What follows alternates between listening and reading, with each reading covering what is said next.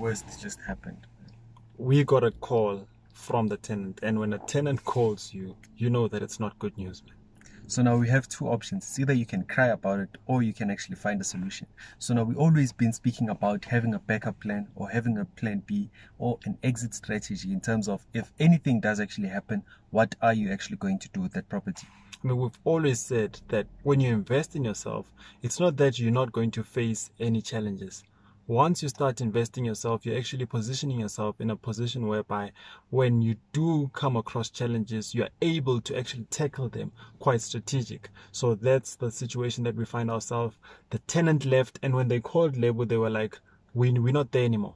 So you can't sue us, you can't take anything from us, and we were supposed to pay all our debts tomorrow. So we are actually going to take you on our journey in terms of how are we actually going to get out of this. It might not end today, so it'll be a series in terms of how do we actually flip this property, moving it from where it is right now to where it's about to go. This is the 16 dogs that Neo has actually been speaking about. It's quite interesting. How do you actually come out from the challenges? I mean, the challenge that we actually were faced with pushed us to a corner whereby we had to review our strategy, and then we were like, how about we do flip this and actually come up with a strategy whereby we're balancing the flip side and also the rental side, making it both the strategy that we're using. So let's see how that goes. This feels like therapy.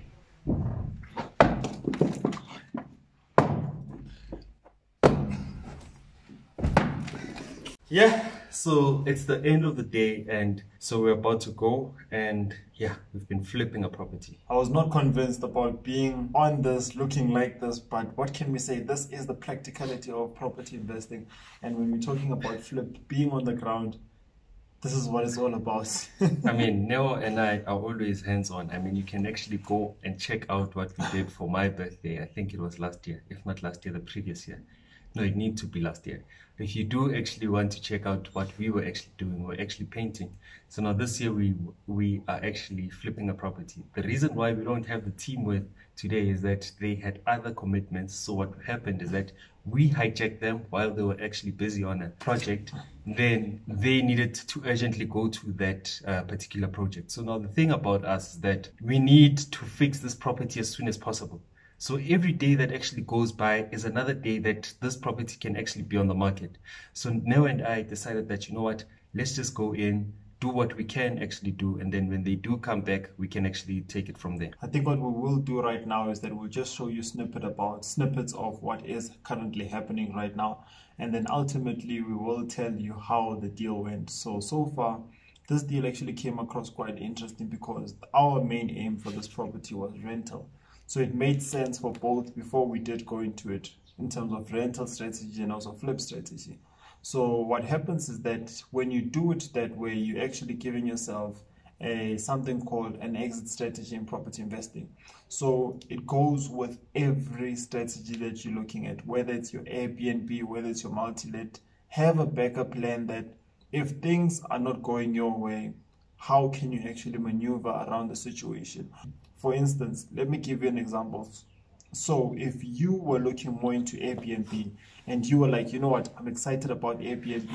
I saw that I'll be renting out my house, short rentals for 700 rands a day, only to find out that that's not the practicality of what's happening. So what are you going to do? What is your exit strategy? I know I'm always saying this, that there are books, everybody does say that focus on plan A and make sure that plan A does work out. However, books doesn't actually show you this bleeding. It doesn't actually show you this, the cuts that you actually get. No, man, I'm still disturbed by how we're looking, but it's okay. I mean, at the end of the day, what is important is the practicality of property investing. So even when it comes to exit strategy, have the necessary funds and also have the necessary team that will assist you, because you might have looked at it from a rental perspective and then you didn't think that one day you will sell. And the thing about tenants is that we've seen them, is we were dropped last minute. And your tenant, if your tenant is in trouble, they will not hesitate to drop you the last minute. If your tenant loses their job, they're not going to be thinking about you as the landlord that, oh, I need to make sure that my landlord, at least, maybe I'll leave them at the end of next year. So your tenant will be thinking about their family and most probably do what's best for them. So what you can do that's best for you is you can prepare yourself for the worst case scenario, looking at not even the strategy that you went off, possibly an exit strategy. So now, the first day when we actually came through, we found guys. I'm sure we'll actually put it here. Yeah. We found guys actually in the trees, cutting the trees off. We didn't actually give them access. However, the person that's next door gave them the, I guess, authority to actually come into our property and actually start cutting these trees. These trees are a huge problem because now what was happening is that they would actually go in next door and break everything. So now at first time what happened is that it broke the ceiling, and then the guy actually went on to the insurance and tried to actually claim. The insurance said that nope, he can't actually do that. So now what it's doing is that it's actually causing cracks on the wall next door. So now that's the reason why the person actually had to come through and cut the trees. So now that actually worked out good for us because we needed to cut the tree before we actually sell this property. So now once he actually cut the trees for us, that was a bonus on our side. So this week has been quite interesting. There's been so much work being done because our project is actually, we want to make sure that by the end of the third week, we're done with the whole project and the house is listed. So it's game on. There's a lot of work to be done. There's the 30-day challenge this side. There's also Cape Town this side. There's so much happening. However, we feel as if it's that thing that, you know, when you're tested in whatever journey that you are and you're like, I will know for sure that am I doing the right thing or am I in the right space? We really can't wait to look back at all of these projects that we've been doing and say that, you know what, it was important.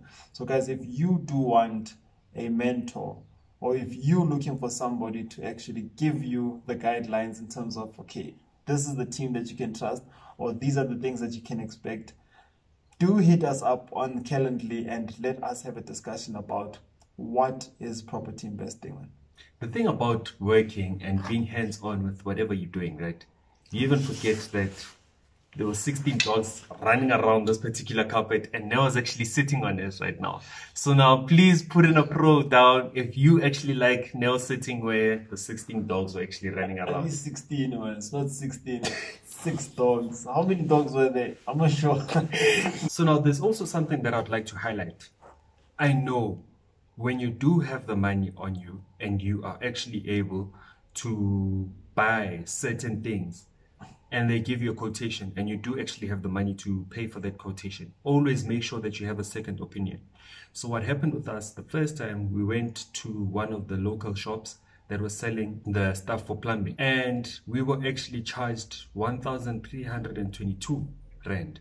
And I was like, man, we can pay this right now. So what had happened is that something in me told me that I should actually go get another warehouse that can actually help us with these things, only to find out that we actually saved 500 bucks from that particular purchase. So now always make sure that you are actually going around and taking quotes. And now don't forget, it's not just the 500 bucks that I'm actually saving, it's also the money, the add-ons that we had actually forgotten. So now there was stuff that we actually forgot to buy at that particular point in time. So now once we had actually went to the different shops, we were going to actually save. It only makes sense that you save when you go to the same shop, right? So now make sure that you're always comparing the codes and make sure that you are buying at the best possible price, because that means a greater ROI. Even working with your project manager, there's 2 options that you can actually go for. So the first option is it's the dogs. It's the dogs.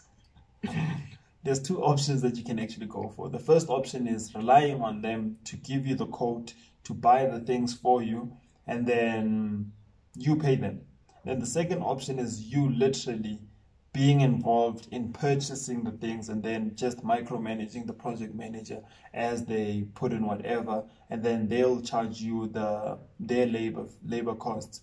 So I guess we are more in terms of hands-on, because not that I don't trust the project manager, it's just that I want to know everything involved in property investors, right to the point of how much does a nail cost, how much does a hammer cost, So we are really enjoying the experience because this is what we do.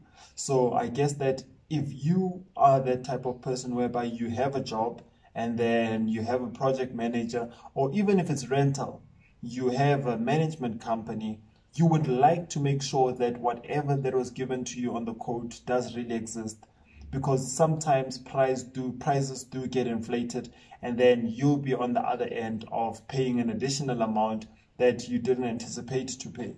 So you really want to get to know your prices so that whenever you're dealing with a quotation, you do not get misled somewhere, somehow. Sure. So stay tuned so that we can actually show you what we got up to.